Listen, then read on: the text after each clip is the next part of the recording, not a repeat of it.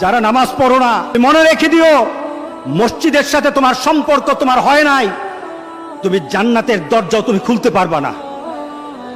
তুমি এখনো বেনামাজি, এখনো সকালবেলা তুমি ঘুমাও, এখনো তুমি আল্লাহকে ভুলে আছো, এখনো তোমার কাছে তওবার কথা তোমার চিন্তাতে আসে নাই। তুমি অনেক কিছু হতে পারো, তুমি মুসলমানের কাতারে থাকবা না। তুমি অনেক কিছু হতে পারো, তুমি ইসলামের কাতারে থাকবা না। আমার মাবুদ আমাদের প্রতি রাগ করে আছে, আমাদের মাবুদ আমাদের প্রতি রাগ করে আছে। আমাদের মাবুদকে আমাদেরকে সন্তুষ্ট করতে হবে, সন্তুষ্ট করতে হবে। যিনি গজব দিয়েছেন উনি আমাদেরকে বাঁচাবেন। আমরা আমাদের মাবুদকে রাজি করতে হবে। আমরা তওবার মাধ্যমে আল্লাহকে রাজি করতে আর চেষ্টা হব। গোটা পৃথিবীর মুসলমান, আর সময় নাই, আর সময় নাই।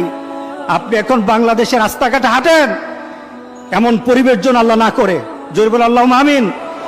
এমন পরিবেশ যেন আল্লাহ না করে, যখন ঘর থেকে কই বের হবে তার লাশটা বের হবে, কেউ জানাজাও দিবে না, এমন হয়ে যাবে। যদি আল্লাহকে সন্তুষ্ট না করতে পারেন এমন হয়ে যাবে। সুতরাং আমরা আল্লাহর কাছে প্রাণ বলে আজকে